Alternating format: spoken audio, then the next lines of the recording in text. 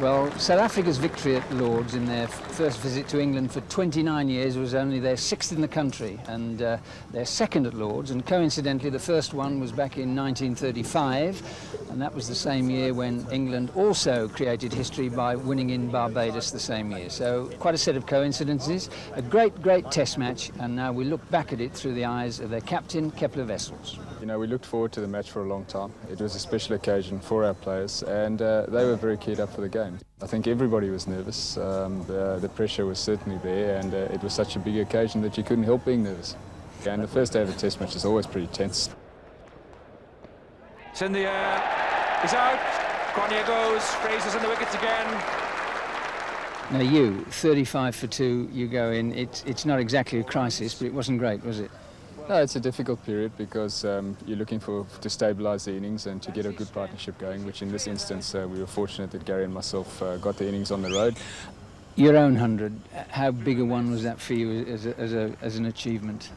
Well, I think they can't come any better than that, getting 100 at Lord's, especially after such a long time and the occasion and everything. So really I don't think they could come any better. When you and Jonty got out in the last half hour, it took the gloss off the day and almost put it back level.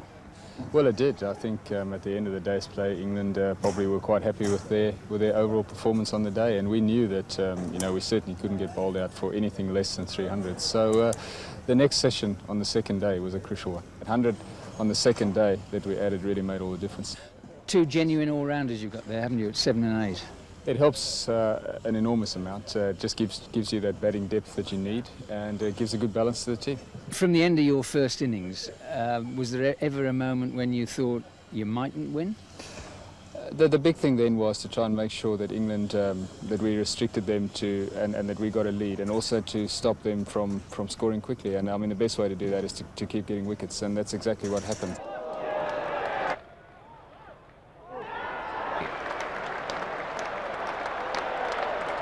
Got to go. Oh, and out. Now, I've seen you in a few tests since you came back against India and Australia, and there's been criticism, whether right or wrong, occasionally you haven't quite been positive enough. I don't mean you personally, but the side.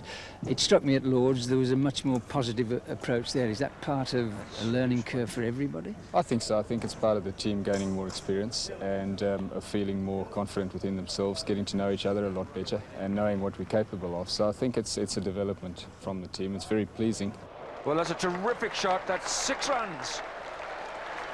Did it surprise you that once you got your teeth into the England batsmen, I won't say how quickly they folded, but you got through them pretty rapidly?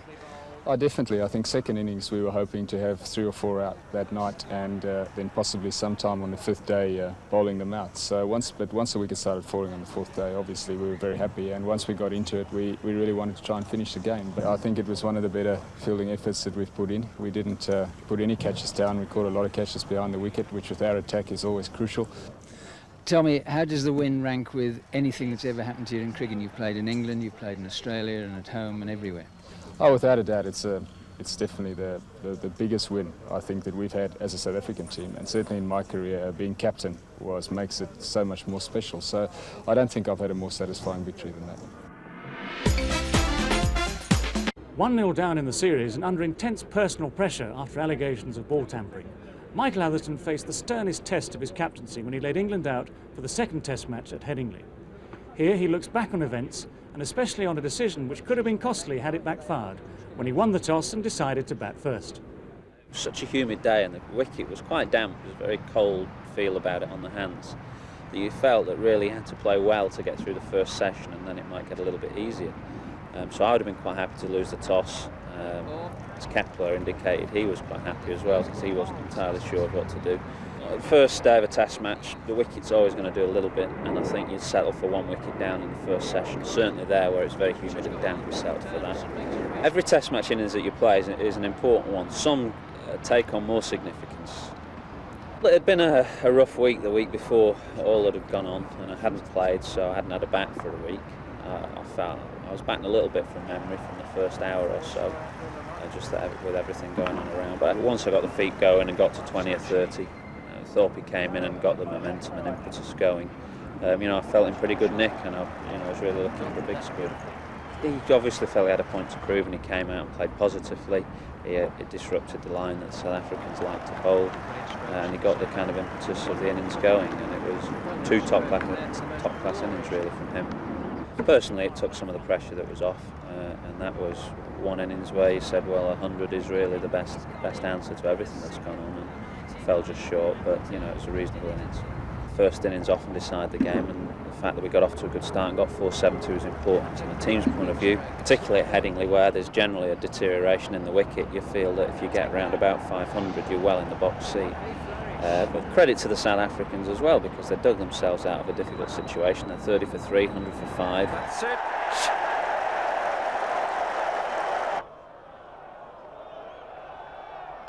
Bowling, first ball. Well, Saturday morning the ball kind of seemed around all over the shop. We got a grubber to get Dave Richardson out, and so it kind of lured me into feeling that if we bowled, kept it tight at the bottom end and rotated the seamers from the top end, something was bound to happen. It didn't quite work out that way, and in retrospect perhaps I should have fiddled around a bit more and swapped the bowlers and changed the bowl Hickey and Gucci a little bit more, but they showed some guts down the order.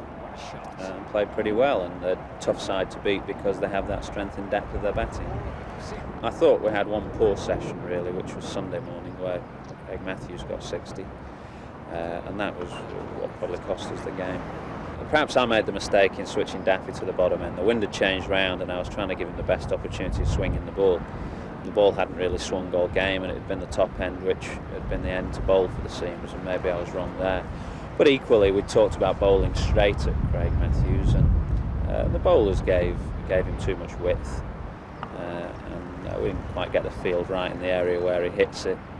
So, you know, it was a poor session from our point of view. I thought it was always going to be a struggle to bowl it out.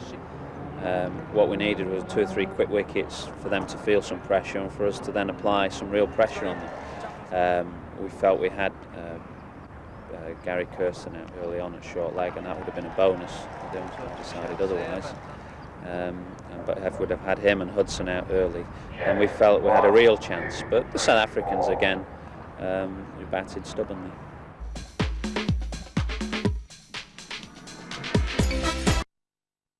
The third Test match between England and South Africa turned out to be one of the most extraordinary. South Africa won the toss, elected to bat, and at 136 for 5 were perilously placed. A situation made worse by Malcolm's delivery to Jonty Rhodes, which forced an overnight stay in hospital and put him out of South Africa's first innings. Their eventual total of 332 was built on a partnership of 124 between McMillan and Richardson, which the former top scoring with 93. Kicks away. Glorious score. Solid contributions from Hick with 39, Thorpe another knock in the 70s, and Stewart 62 took England to 222 for 7. Then, in a dramatic half hour before the close of play on the second day, De Freitas and Gough thrashed the bowling and changed the course of the game.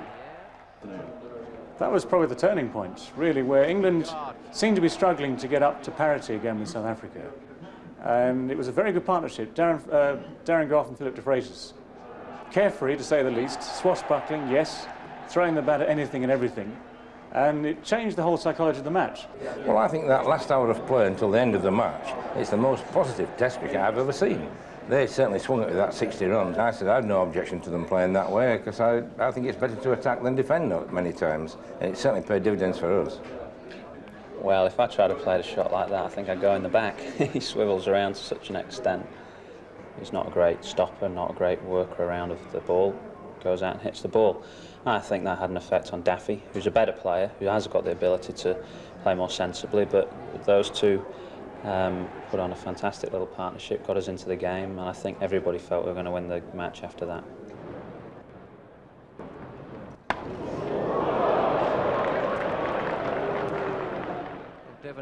Very silly thing to do indeed. I mean, the first ball hit me right between the eyes, so I just turned around to the boys and said, you know, I mean, I could hear all the guys egging him on, you know.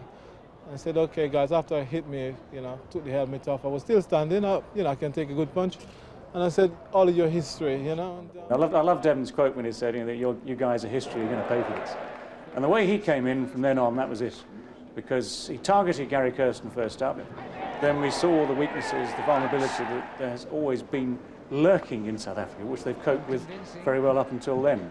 I think Devon Malcolm, particularly that first 5 overs, was one of the most hostile and pacey overs I've seen in Test cricket for a long time. He bowled very, very quickly. He got his direction right. That's the important thing with Devon. If he starts falling away to the offside, then sometimes the ball goes down the leg side and he has problems. But this second inning, he bowled quick, good stamina, kept it in the right place. Devon got a quick 3-wicket burst, but what we have said is that you get these South Africans 3, 4, 5 wickets down and they kind of battle their way out of the situation. So equally important for us was the way he came back and mopped up the tail. The big thing is he got the ball to bounce from short of a length. John Snow did this for me when I was captain brilliantly. Not proper bounces flying over the head, the ones that get chest to neck high. Those are the ones that are very difficult to play, and Devon bowled a lot of those in this match. It's an immense feat. It's the 6th best in history in Test cricket ever.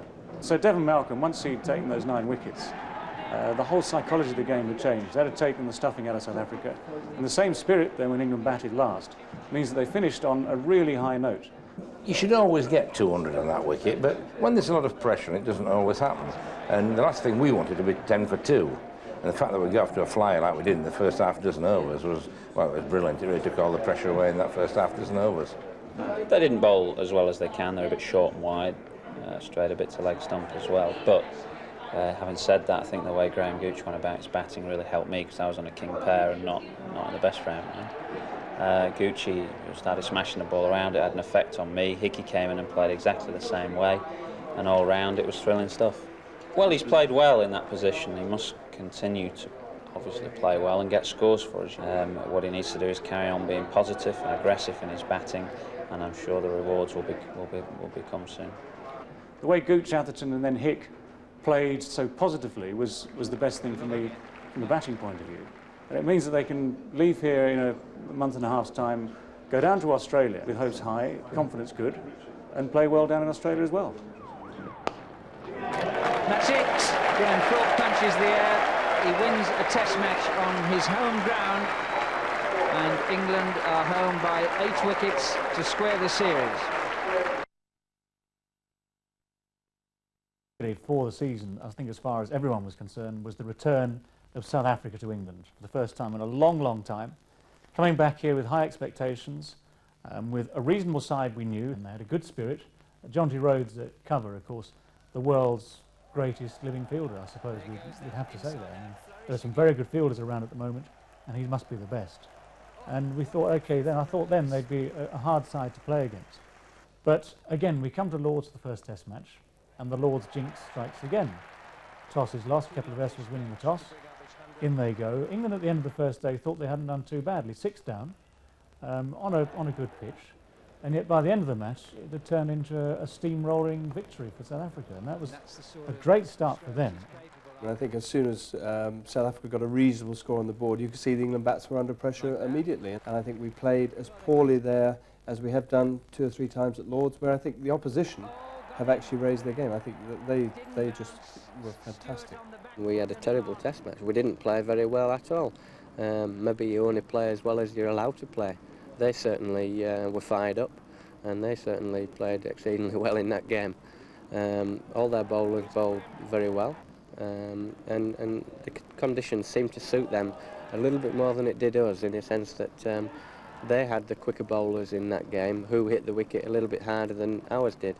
And to hit the wicket hard, you very much get up and down and sideways movement. So no, they played well. You know, we had a very bad game. You think of the batters who played in that game, and between them in 10 knocks or so, they didn't score a 50 between them. And you look at the batsmen who are high quality, and you would say, well, that's not going to happen ever again, surely. But it did happen, and everybody chose probably that game to have an off game. A famous victory for South Africa, but something which was almost overshadowed, because in the course of it all, Mike Atherton found himself embroiled in what can only be described as an extraordinary affair. The dirt in the pocket gate, call it what you like. The England captain appearing to take something out of his pocket and put it onto the ball, which in a lot of people's eyes is ball tampering, or would have been ball tampering. And the question is, I mean, is he guilty? Is he innocent? I mean, I tend to think he's innocent now. I tend to think that having had time to look at it You're not over sitting the on the week, fence there? no, I'm tending to think he's innocent. You know, having the key thing firstly has to be the cricket and the fact that the ball wasn't tampered with, in the sense that the umpires wasn't affected. It wasn't affected, and the umpires didn't say anything, didn't bring it to the attention. When it was given to the referee, there was no complaint made. Are you both saying he's innocent here, when clearly he has done something that's against the laws of cricket? We can see it on the television. Whatever he was doing is illegal. Well, so he's not innocent. Whether you're fair, saying he's not tampering with the ball is just to use... the laws, if you're going to mention the laws do say that you have to affect the state of the ball. The state of the ball must be changed by your actions to constitute ball tampering. That's how it's written. The point is there, the ball hasn't been altered. Now what we've seen is that the actions that he was using, as put in inverted commas, the unfamiliar actions, suggested that something was happening. I think it was more than that, though. I don't think it just looked suspicious. I think it was. I mean, you've never seen anybody taking dirt or mud or whatever it was, earth, from his pocket and rubbing it into the ball. That is clearly not playing within the spirit of the game, which is the law. And he was clearly, in my view, guilty. Now, whether the problem then came, if you feel he's guilty, is what sort of punishment he can have. And you look back over the last 2 years and go back to that Pakistan situation, where even on Cover Point earlier this year, we actually saw the tapes of the Pakistan bowlers putting their fingers into the ball. Well, you put a lot of time into that, didn't you? Absolutely. You've analysed that very closely. But they were putting their fingers into the ball, gouging the ball, and yet nothing happened. Now, if suddenly they decide they're going to ban Michael Atherton, then they've got a problem. Well, the difference to me as well is that the ball that started the whole thing off 2 years ago has been conveniently lost. Lords have, shredded it along with a lot of paperwork by the sound of it. And, so the office, I don't know what shredders look like. I've had a cricket ball through them. But it's not too good. What is the big issue about the tampering thing? We've got to, at the end of the day, in any form of life, players, participants will try and bend the rules to suit them. And there is a certain amount of give the whole time. And it got to a ridiculous stage where the ball, let's face it, against the Pakistani's ball was being chewed up and clawed up. Imran's come out and said he used a bottle top once. He's admitted that. And there became a period where the ball looked as though, a tiger had got hold of it. It got scratched and it got defaced. But nothing's happening to these people who do it. So, I mean, what you're saying is it'll keep happening again. No. Doesn't matter, just do you think Atherton will do anything to the ball in the rest of his career? Do you think the Pakistanis will? Having now it been highlighted... I think England will do it, yes. I think if they feel that Pakistan continue to do it, I think the other nations will continue to do it in any way they can. It shouldn't be the captain at Lords again, because I think that's the worst situation possible, but I think it will happen. Mike Atherton has learnt an awful lot in the space of 5 days there about his position as England's captain. And he comes to Headingley for the second Test match of the series, immediately gets 99, which is, as he nearly got it right when he said afterwards, the best way to come back from that. And stronger too. I think what has showed through is the strength of character to come back and make that 90. I think very important as well the reaction of the Yorkshire public. The crowd was behind him, and I think he's got a public endorsement. I think most people actually respect him. Just look at that. I don't think I've ever seen Graham Thorpe come out so prepared to play all his shots. I think to come back into the England side and play like this, I just thought he looked as if he'd been in the side for 10 years. He had so much confidence. And see a player going in and playing big shots, but proper shots, hitting the ball straight, wide a bit off. I thought he was terrific. He came back in there in the right spirit. He was determined to show just how good a player he was, had become, was going to be. He was going to come and show everyone, including Ray Lingworth and Mike Atherton, why they'd missed him for the first 4 Test matches. Yeah, not only missed the name of Thorpe, but a left-hander. I think, and to leave out your best one, and the best one available was definitely Thorpe. He proved that in the West Indies. I think was Illingworth's biggest mistake.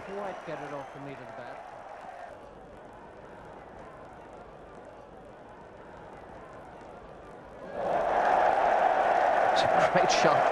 To actually play at Headingley in the Test match was huge for me in the sense that I've obviously been brought up in Yorkshire and dreaming of playing at Headingley. To score a 50 there was even more special.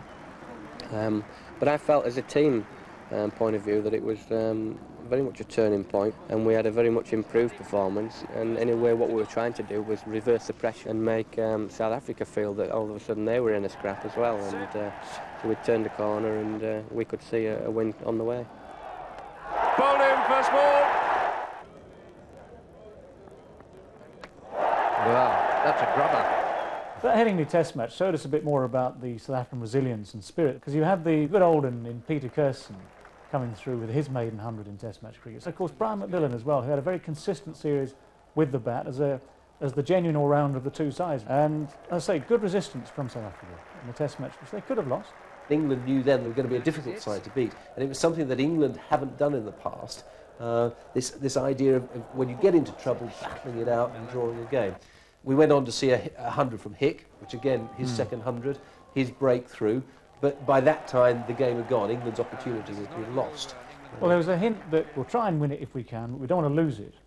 And we'll go to the Oval thinking, well, at least we can draw the series. That seemed to be more the thinking than, yes, we're going to try and win this series from 4 o'clock on the fourth night of the game. So the stage was set then for the final Test match of the series. 1-0 to South Africa, 1 to go.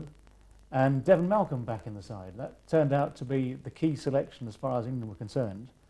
But a great Test match, one of the best Test matches I've ever seen, actually, I think. Great entertainment. And to me, it all started to go right for England, I think to most observers, on the Friday night, with Philip de Freitas and Darren Gough at the crease. Still was some way to make up. South Africa looking as though they could end up with a 60-70 lead, which would have been pretty handy. And suddenly the whole atmosphere of the game changed. All of a sudden they were the ones feeling the pinch. They were the ones thinking, these guys are getting the upper hand here. And it spurred us all on, and there was obviously a lot of other elements surrounding that game that all the lads go out there to try the best every single game, but we recognised so much that we wanted to win for England, but also for Mike Atherton as well. There is something of Gough in the way Gough approaches his cricket. And he got de Freitas going as well. De Freitas has always been a much better batter when he's playing shots. And the two of them just had a frolic. Alan Donald, the faster he bowled, the more he disappeared. And I couldn't agree more. It changed the whole atmosphere of the game. It uplifted England, depressed South Africa. And certainly as far as the paying public was concerned, then it was as good entertainment as you ever want to see. Devon had actually bowled at the tail enders in the first innings, South Africa. And they'd got a few runs off him. We were all quite disappointed with this, and I'm sure he was. When they hit him on the head, to a certain extent, made him think, well, crikey, these lads are letting me have it, so I'm going to go all the way and let them have it all the way through. And he went out there and bowled very, very straight, but very quickly. The first ball that Devon Malcolm bowled, which whistled past Gary Kirsten's left shoulder as he turned away from it, you thought, now we've got trouble.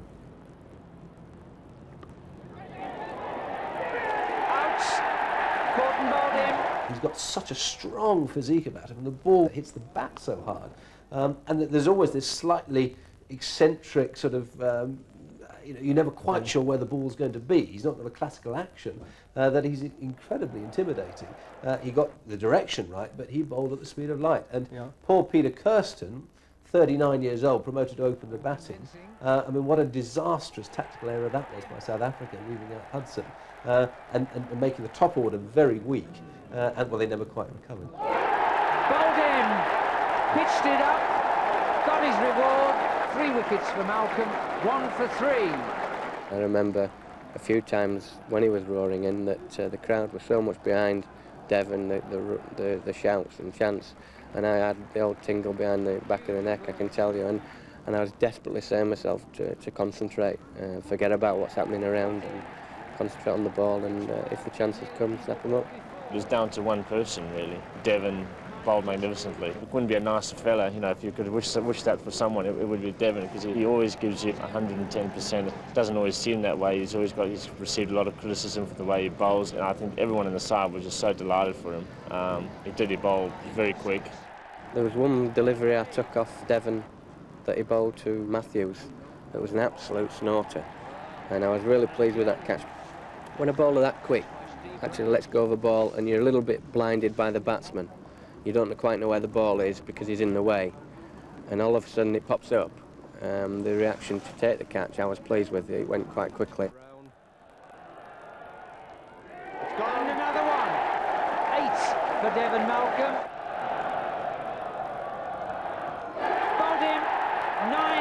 for Malcolm. We won the test match in the end on the back of him. There was nothing else. Obviously the second innings when we batted and got the runs pretty quickly, but that was all through, I think, just a continuation of the atmosphere which Devon had created through what he had done. I also had a lot to do to prove to a lot of people, well, and to myself too. Otherwise, I think I would have been on the scrap heap. So, you know, the last few nails in the coffin were getting closer and closer. The South African series turned it round for me. The winter obviously was in doubt at one stage, halfway through the summer. By the end of the summer, I felt that I would have a good chance of going. It just shows how quickly things change around, doesn't it? I think over the summer I've been really happy with the way the side's progressed. As I say, if you take out 2 days of rain at Manchester, it would have been 3 test match victories to 1 this summer, and I think that's an acceptable progress after what's gone on.